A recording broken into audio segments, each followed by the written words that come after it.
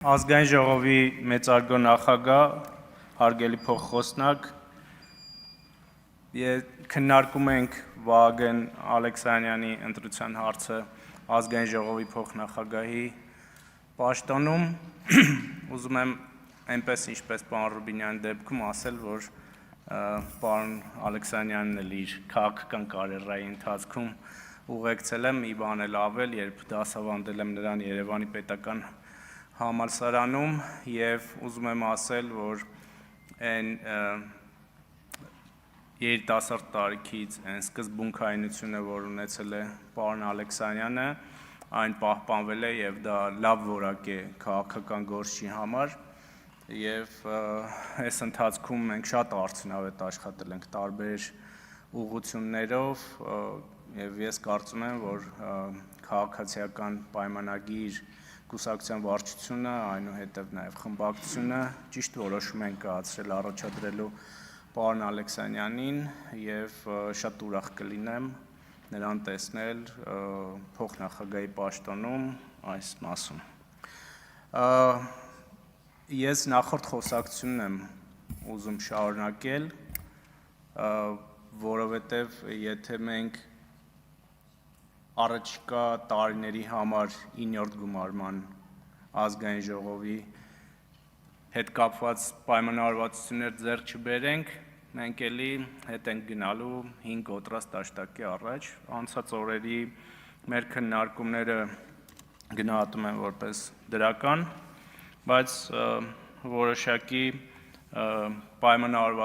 որոշակի մտահոգիչ բաներ կար, դրվագներ կար, որոնց կուզեի անդրադառնալ և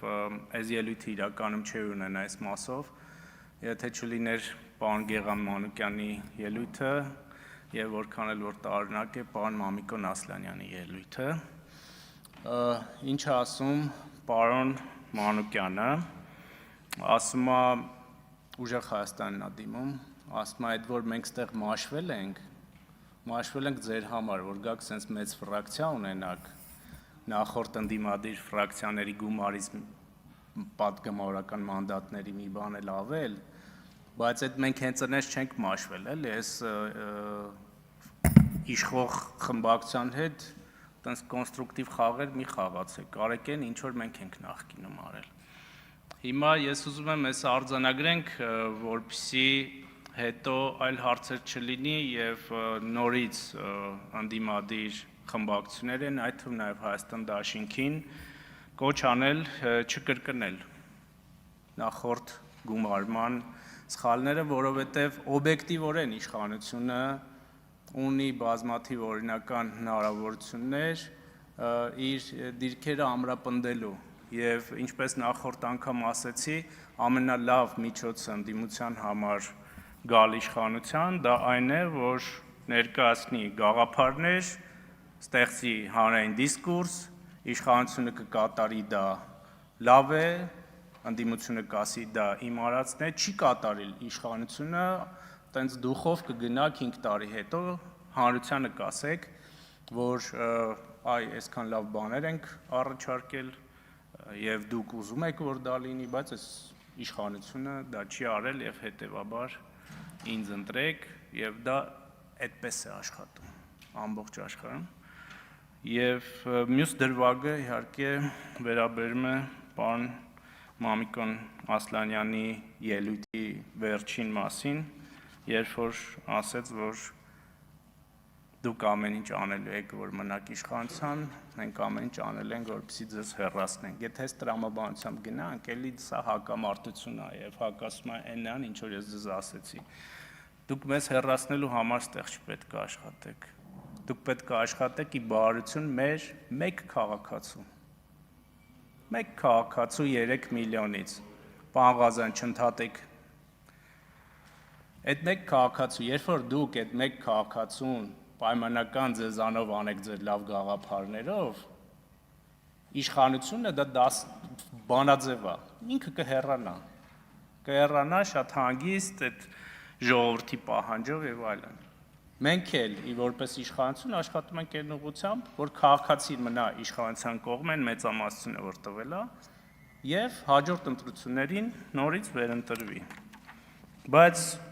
ինչ ենք մենք ունենում այս ընթացքում։ Ես անկեղծ ես պետք է ասեմ,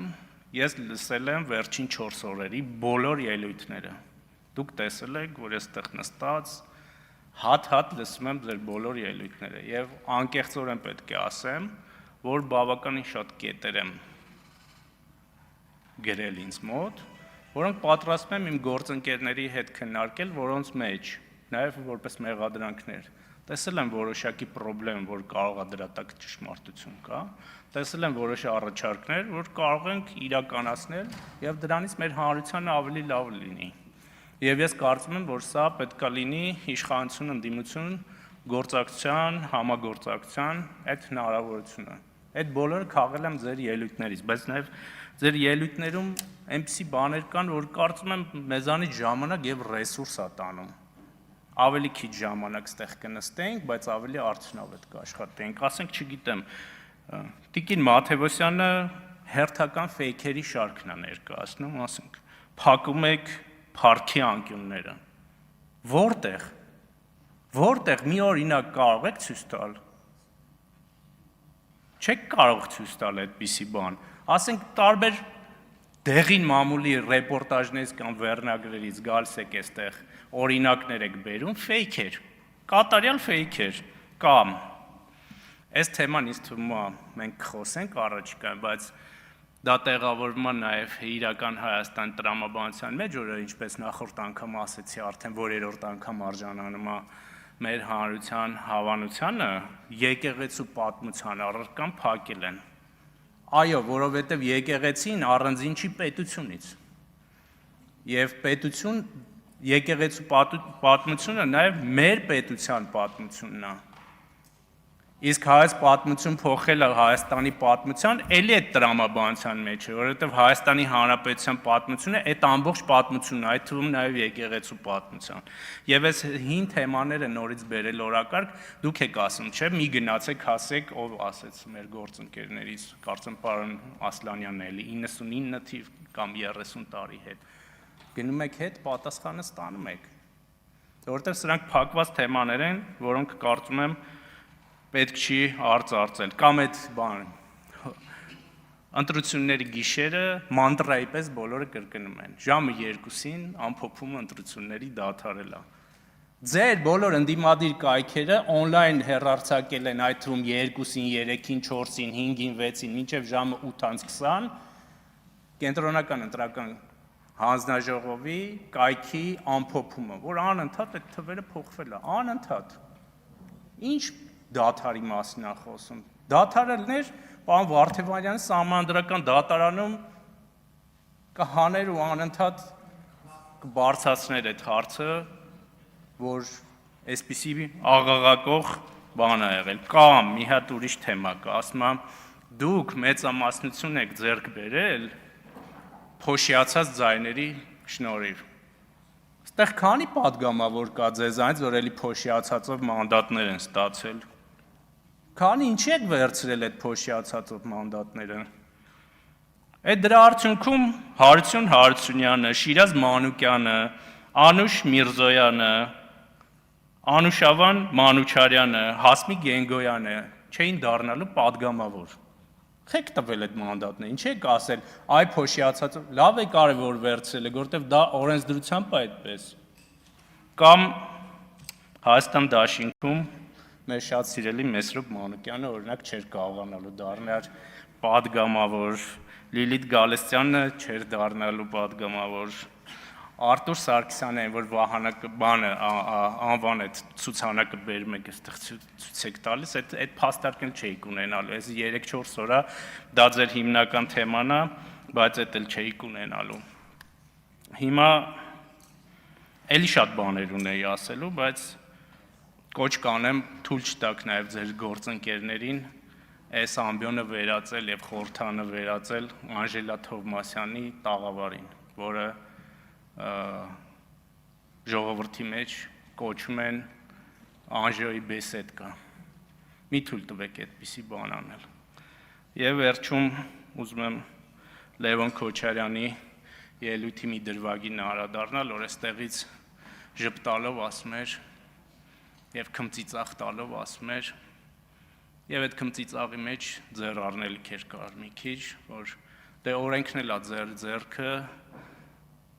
ինստիտուտներն էլ են ձեր ձեռքը, այդքան ասում եք հայրս կամ նրա ժամանակահատվածում բոլորը մեղավոր են եղել, այդ պատժեիք եւ ինքը ճիշտ է ցավոք։ Ինքը ճիշտ է ցավոք եւ ես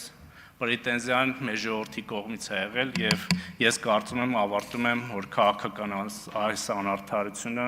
իր հանգուցալուծումը կգտնի, շնորհակալություն։ Հավանիր տեսանյութը եւ բաժանորդագրվիր նորությունները բաց չթողնելու համար։